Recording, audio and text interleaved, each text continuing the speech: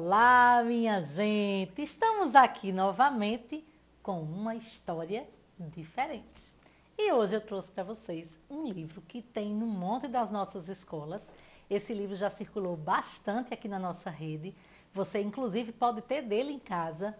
E hoje eu escolhi para ler, porque é uma história muito linda que merece ser contada com todas as rimas e todos os versos, que é Uma Aventura na Amazônia. Esse livro foi escrito pelo Marcos Maírton e foi ilustrado pelo Rafael Lima Verde, publicado pela editora IMEP, que gentilmente nos deixou contar aqui para vocês integralmente. Bom, a criança de hoje em dia, na escola cedo aprende as coisas da natureza e por isso compreende que os animais da mata a gente nunca maltrata, nem tampouco a gente prende. Mesmo assim, ainda existem homens mal acostumados que pegam os animais na mata capturados e levam para a cidade para viver sem liberdade, tristes, engaiolados. Por causa desse costume, certa vez aconteceu uma história interessante com um menino que eu conheci quando criança e ainda tenho a lembrança de como tudo ocorreu. Seu nome era Daniel, tinha 10 anos de idade, quando o seu tio Pedro chegou à nossa cidade, vindo de uma viagem e trazendo na bagagem uma grande novidade.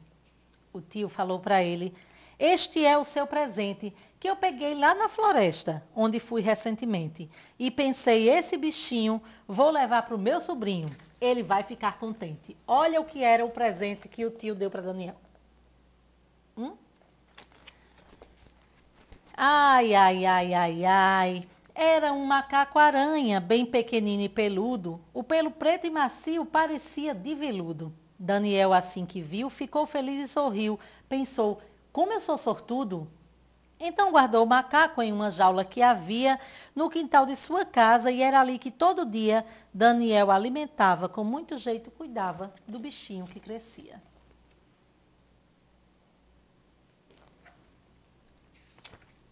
Mas passados alguns meses, as férias então chegaram e Daniel e seus pais para bem longe viajaram. Pediram que um vizinho cuidasse do macaquinho e no avião embarcaram. Eles foram a Manaus para fazer uma visita à tia de Daniel, chamada Maria Rita, que desde a sua mocidade morava nesta cidade moderna, grande e bonita. Aproveitaram também para conhecer os locais que são pontos de turismo e foram nos principais: o teatro, o mercado, o porto movimentado e os centros culturais. E para o dia seguinte, marcaram logo um passeio de barco no Rio Negro, que aliás estava cheio, com a sua água escura. Era tão grande a largura que até dava receio. No outro dia de manhã, seguiram na embarcação, onde um guia explicava cada trecho da excursão, mas Daniel nem ligava. Na floresta é que estava toda a sua atenção. Via as árvores gigantes que ali nas margens ficavam, algumas araracangas que no céu azul voavam e até um casal de botos que, igualzinho a 2 garotos, na água escura brincavam.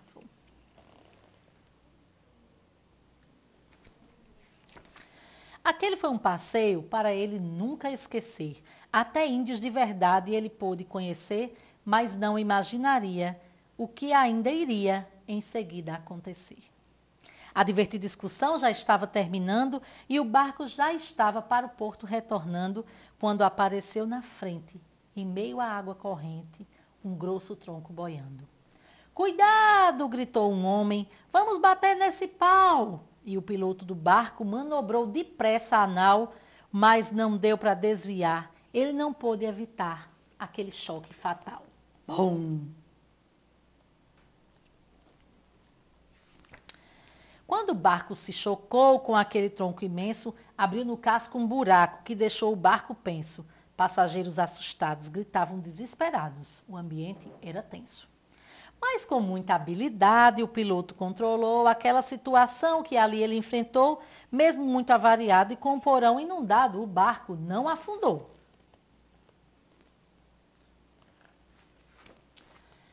Só que em meio à confusão, ninguém tinha percebido que o menino Daniel tinha desaparecido. A mãe teve um calafrio de imaginar que no rio ele tivesse caído. Chamaram pelo seu nome. Daniel! Puseram-se a procurar. Outros barcos que passavam vieram para ajudar, mas por obra do destino, naquele dia o menino não puderam encontrar.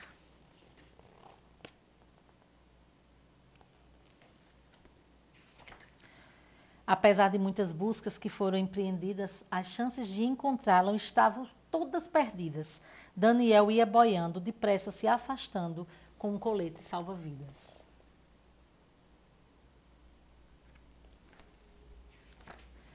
A noite chegou depressa, já não havia esperança de se encontrar com vida aquela pobre criança, mas enquanto os pais sofriam, 2 índios o socorriam com destreza e segurança. Estavam eles pescando o rio abaixo, bem distante, quando viram Daniel passando naquele instante, com frio, muito assustado, porém com força agarrado ao colete flutuante. Então remaram com força e logo o acompanharam para dentro da canoa, bem depressa o puxaram, completando o salvamento para o acampamento. Daniel eles levaram. Um deles levou nos braços Daniel, que adormeceu. Até hoje ele não sabe direito o que aconteceu, mas pelo que me falou, lembra que só acordou quando o dia amanheceu. Nessa hora já havia outros índios ao seu lado, que ficaram muito alegres quando viram acordado e dentro de uma oca ele comeu tapioca e um pouco de peixe assado.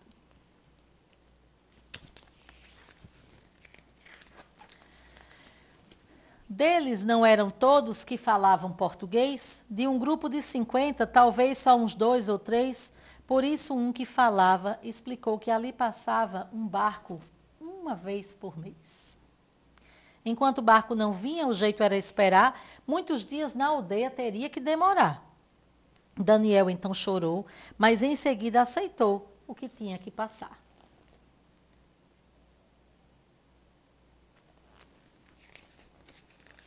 Daniel era um menino que tinha muita coragem. Esperou sem reclamar o dia de sua viagem e nunca mais esqueceu muita coisa que aprendeu naquele lugar selvagem. Aprendeu a pegar peixe por dentro do igarapé, a pescar aruanã, pacu e tucunaré. Quem lhe mostrava o caminho era um pequeno indiozinho, que era filho do pajé.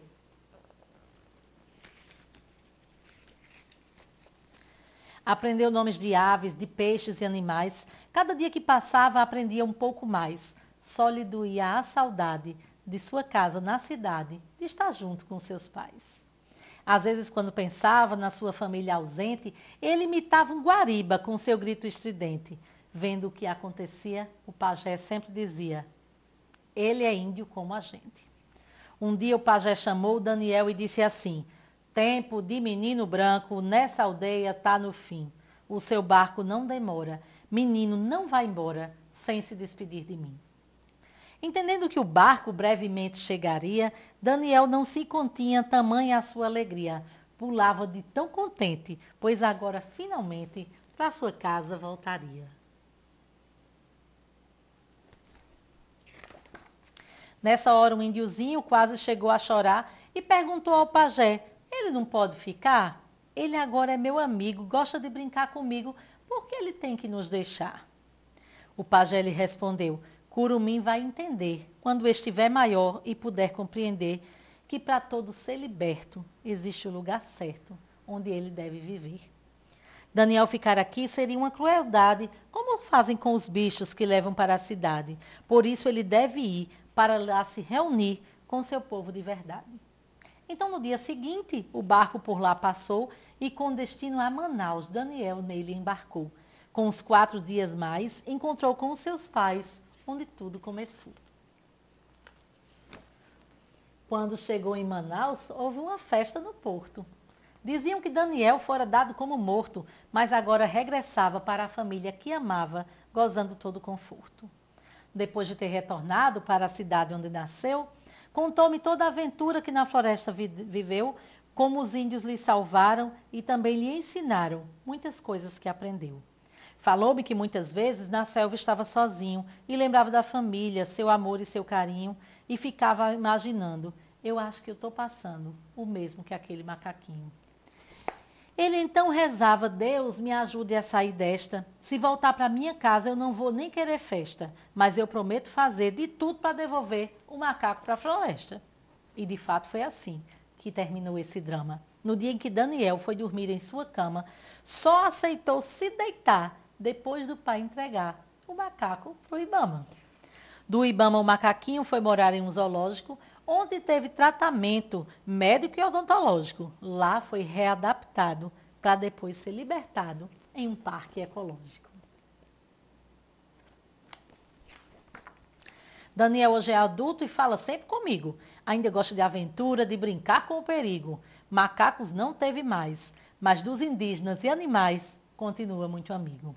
E você que é criança e escutou com atenção, não precisa se perder para aprender a lição de criar cachorro e gato, enquanto os bichos do mato a gente deixa onde estão. Nessa história de Marcos Maírton, e com ilustrações do Rafael Lima Verde, a gente tem uma lição muito importante. Cada um tem seu lugar. E é isso que é interessante. Espero que vocês tenham gostado desse livro. Procurem na escola quando voltar para ler e se encantar e ler para outras pessoas também, que eu tenho certeza que elas vão gostar. Uma aventura na Amazônia. Até a próxima!